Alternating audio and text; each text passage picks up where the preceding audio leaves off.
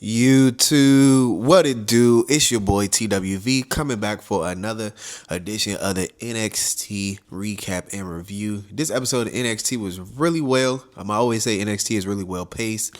Things are heating up in the women's division post Roadblock. We do have a new champ, which will be Stephanie Vakir. She is the women's North American and women's NXT champion. So she has challengers coming from all sides. And it was a great episode. A lot of storyline development leading into Stand and Deliver. They're saying on the show it's Stand and Deliver season, just like on the main roster is WrestleMania season. So everything's heating up. Rivalries are heating up. Feuds are heating up. Everything's picking up. I love everything about this time of year. Everybody's got that wrestling bug in them, like I said a couple weeks ago, and it just makes for great, exciting television and matches. So with that being said, let's get into the review. So the first match of the night was Women's United States Champion Chelsea Green successfully defended her title against challenger Sol Ruca. The bout commenced with Ruca showcasing her athleticism, executing a cartwheel escape from Green's wrist lock and delivering an X Factor for an early near fall. Green, accompanied by her allies Piper Niven and Alba Fire, utilized their presence to their advantage. Mid-match interference played a pivotal role. Fire placed Green's foot on the ropes to break a pin attempt, leading to Ruca's partner Zarya spearing Fire in retaliation. Niven then attacked Zarya, prompting Ruca to perform a moonsault to the outside, taking out Niven. Upon returning to the ring, Green capitalized by delivering a code breaker followed by her signature kill switch, securing the pinfall victory. So I loved everything about this. I'm a big Sol Ruca fan. Chelsea Green, just jumping between SmackDown and NXT, is having some really good matches. Really, like, she's been booked so much better, in my opinion, than Lila Valkyria on Raw. She had a street fight with Michin in Philly. She's had a lot more TV time. I guess it's just because of her personality. You got to put Chelsea Green on TV. Like, it's just something about her that she just jumps out the screen for you. So I loved everything about it. I'm a big Chelsea Green fan. I love that the main roster is coming down to NXT. This is something cool. I think I might be wrong. This is the first time a main roster championship was defended on NXT. So this is definitely something cool, something historic, if I am correct. But I did love everything about it. So with that being said, let's get into the next one. The next segment showcased Trick Williams and Javon Evans shedding light on their evolving dynamics and hinting at a future confrontation. The segment commenced with Trick Williams intensely focused on his training, performing bicep curls. Javon Evans approached expressing frustration over being ambushed by a faction the previous week. Evans proposed that he and Trick unite to tackle the shared threat. However, Trick's fixated on reclaiming the NXT championship from Obafemi dismissed the idea of an alliance. He curtly remarked that sharing similar hairstyles didn't equate to camaraderie, emphasizing their differences and asserting that Evans could never emulate him. After Trick's departure, Lexis King appeared, taunting Evans about his championship prospects. This exchange culminated with Evans punching King in the jaw, signaling a potential confrontation. So I think Trick Williams is the leader of the faction. Like, we just about to get straight to that, because they have attacked everybody but Trick Williams, and they've attacked everybody like on the men's roster that poses a threat to Trick Williams, like trying to get back to the NXT championship. So I definitely think it's Trick Williams who is the leader of the faction. I wouldn't be surprised. Javon Evans is a future NXT champion, so I like him being in this main event picture.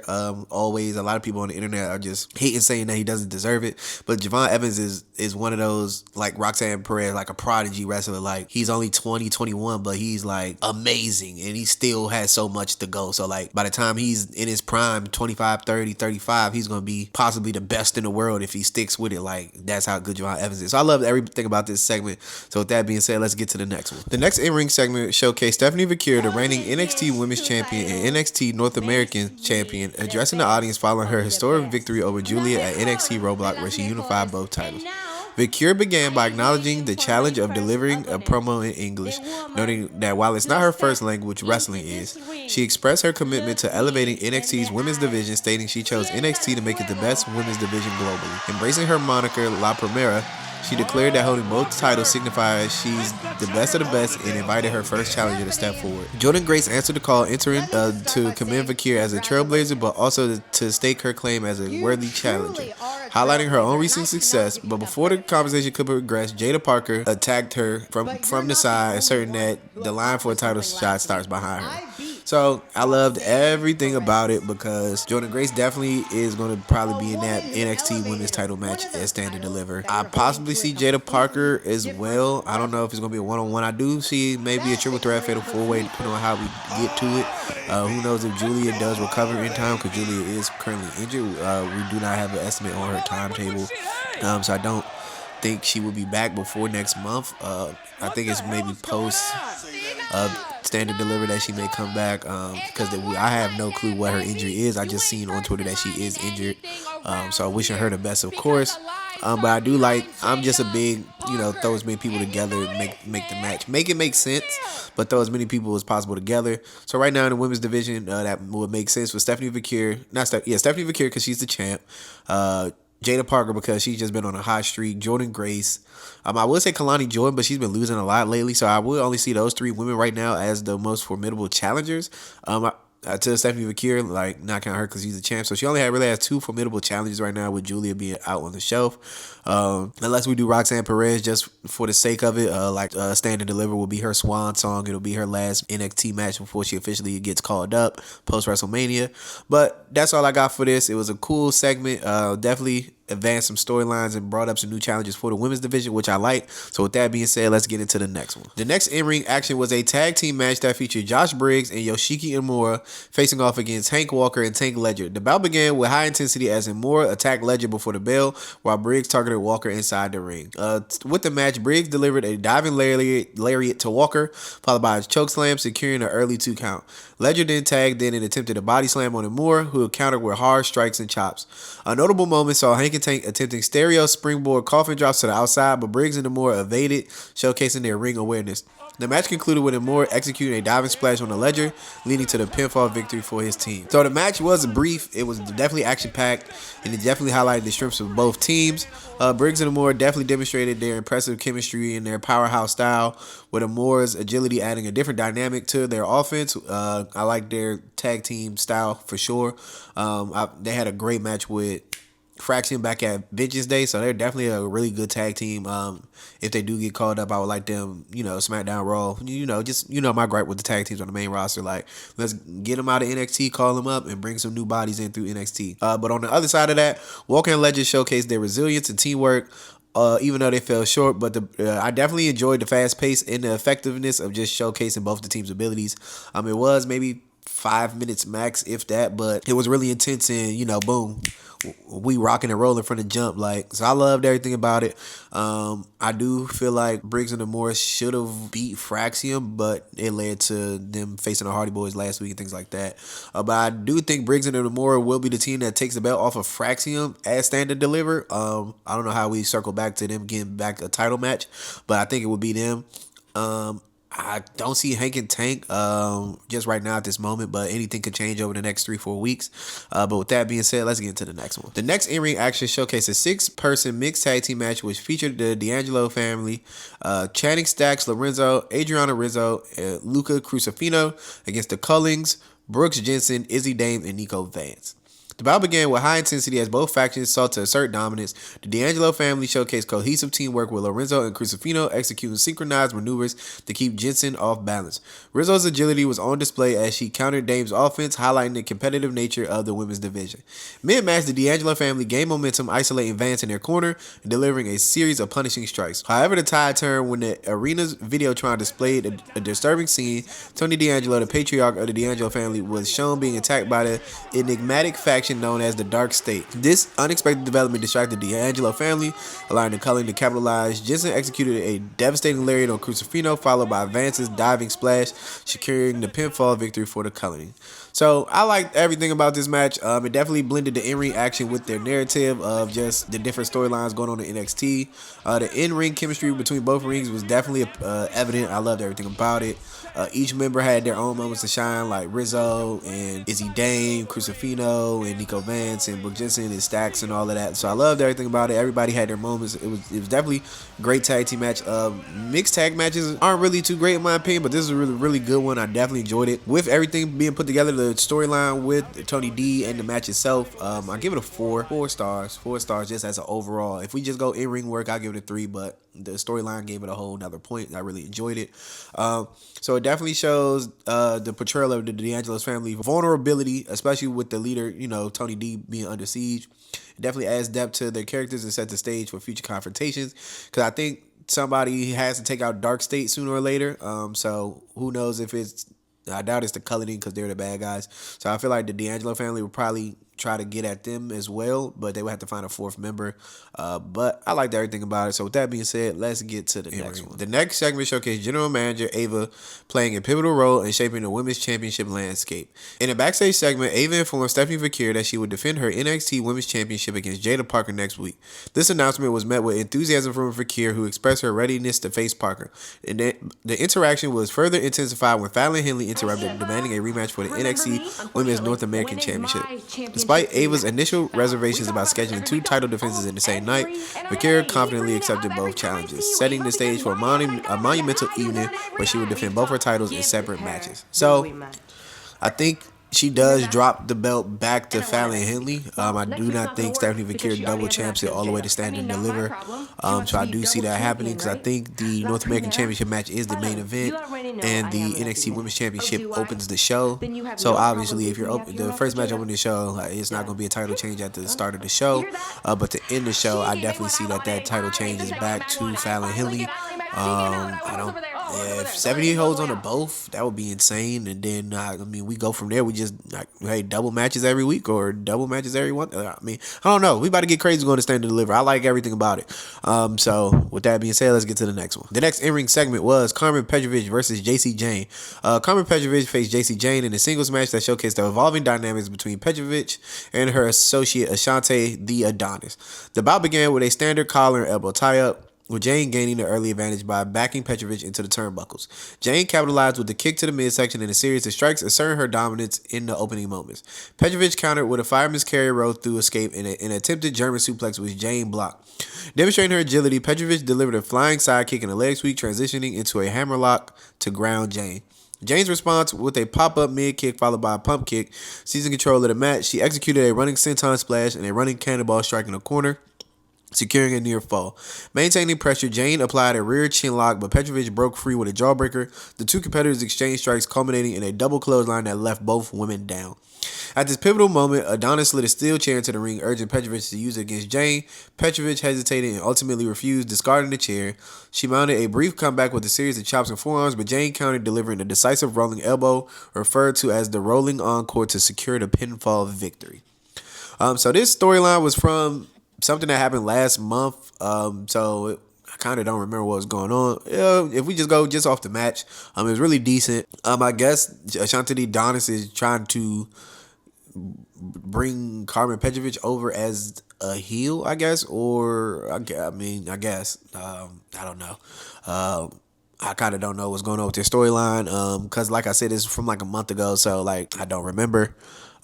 Really, I'm trying to keep up week to week with everything that's going on.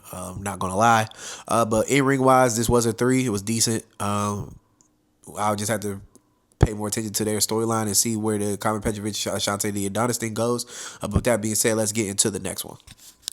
The next segment was Jada Parker cutting a backstage promo, and my Jada Parker easily is the best woman on the mic in NXT's women's division. Like, she comes through so real and so raw and so authentic that you just, she makes you feel them feelings like she not to be played with. Like, she's gonna be champs sooner than later. Like, I wonder if we pull the trigger at Stand and Deliver, or do we go Jordan Grace and then we go Jada Parker later on in the summer.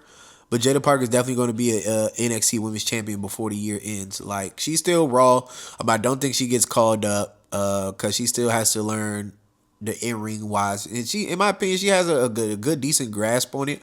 But she needs to be in my opinion, a high level performer. Like, she needs to be able to do a 20-minute match, in any of those time frame ranges, a 5-minute, a 10-minute, 15, 20, like even a 30, if it comes down to it. Like, she just needs to be able to just get more reps. Like, that's literally all she needs is more reps to, perfect her craft. But she has the look, she has the promo, she has the delivery, she has the character. Like, she's checking off all the TWV boxes. Like, she can go. Miss Parker. I am a fan of Jada Parker. The promo was amazing. She definitely has her sights set on championship gold. I love everything about it. She's been on a hot streak for a while. Outside of that one loss in that triple threat match, but in 2025, Jada Parker is not to be played with. Like, she's been on a roll. Like I said in a previous video, she did leave the group that she was in. She became the superstar of the group. Like I said, this happens all the time in trios and in tag teams. One person just breaks out and just skyrockets way above the other people that they were with. In this case, it was Jada Parker, and she's going to tear the women's division up in the next couple years. So with that being said, let's get to the next one. The next in-ring action was Ricky Saints facing Ridge Holland in a highly anticipated singles match that marked a significant milestone in Saints' career. The bout was a showcase of contrasting styles, with Holland's brute strength pitted against Saints' agility and resilience. The match began with a lockup where Holland quickly asserted control, delivering a series of powerful strikes and showcasing his strength with moves like body slams and suplexes. He maintained dominance by targeting Saints' back using tactics such as eye rakes and bear hugs to wear him down. Despite Holland's early control, Saints demonstrated resilience, fighting back with haymakers. He executed a swinging neckbreaker followed up with a tornado DDT, gaining momentum and rallying the crowd behind him. The match culminated with Saints delivering his finishing move to Rochambeau to secure his first singles victory in NXT. The crowd erupted in support, marking a significant achievement in Saints' burgeoning career. So Ricky Saints is going to go on a win streak. Tail, stand, and deliver. I think he will run into Shawn Spears, take the North American Championship off of Shawn Spears. Then later in the summer, he'll become NXT champion if he doesn't get called up to the main roster. But I wonder if he runs through NXT for the next year, gets called up next year.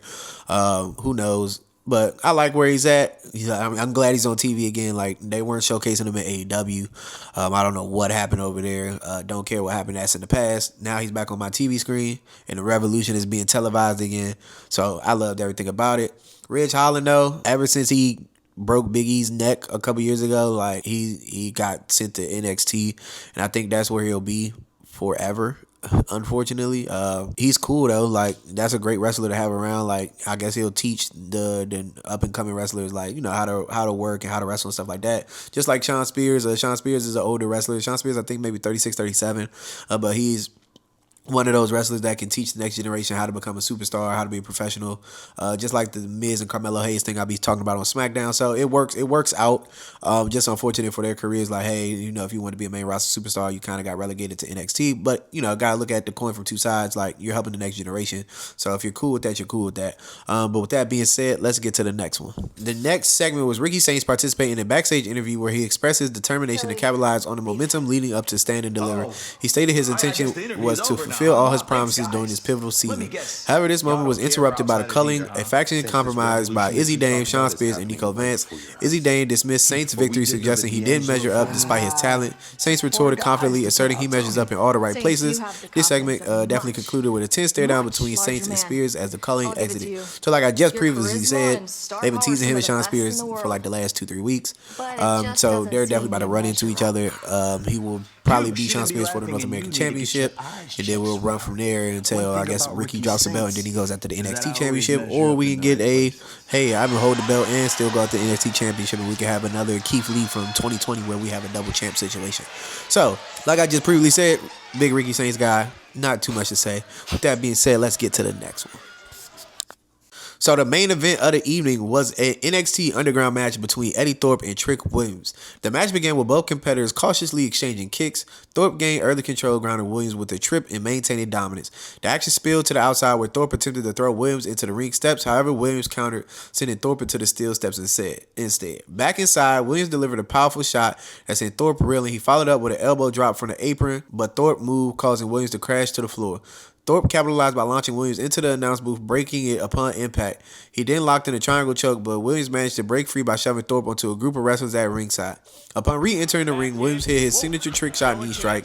He then unleashed a series of ground and pound punches. Unable to defend himself, Thorpe was subjected to this barrage until the referee called for a technical knockout at the 3-minute and 57-second mark. Following the match, Williams grabbed the microphone, taunting Thorpe and calling out Obafemi. Femi made his way to the ring, leading to a tense confrontation. Suddenly, the lights went out and masked individuals appeared in the crowd, adding an element to the chaos. Javon Evans attempted to mediate, but Williams shoved him aside. A brawl ensued with Williams and Evans teaming up to take down Femi. The segment concluded with the masked figures observing from the stands, leaving their intentions unclear. So, like I said previously, I think Trick Williams is the leader of this faction. He just there's no way the faction beats up everybody else in the division and not you. Or either Javon Evans is going to join the faction after getting beat up because he's tired of, getting overlooked, overshadowed. Like, I wouldn't be surprised. There's two ways I want to look at it. Either Trick Williams is the leader because they haven't touched Trick Williams, or Javon Evans could be the leader, and it would be a weird twist to get to it, but basically jumped him in, and then he was like, you know what, we the leader or whatever. Like, I don't know, like. It's definitely an interesting way we can get to it. I do see that since these three brawled each other, I feel like Obafemi has a singles match with Javon in 2 weeks from now, because Javon has a match with Alexis King next week. So that match will be in 2 weeks, possibly, him and Obafemi. I think him and Obafemi and Trick Williams have a match, or we just build this storyline to Stand and Deliver.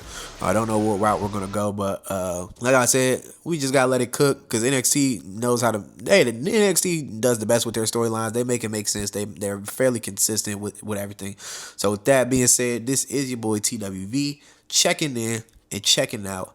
I'll catch you later on tonight for the 40 years of WrestleMania with TWV episode 12, which will be WrestleMania 12. And then I'll catch you tomorrow in the next one. Peace.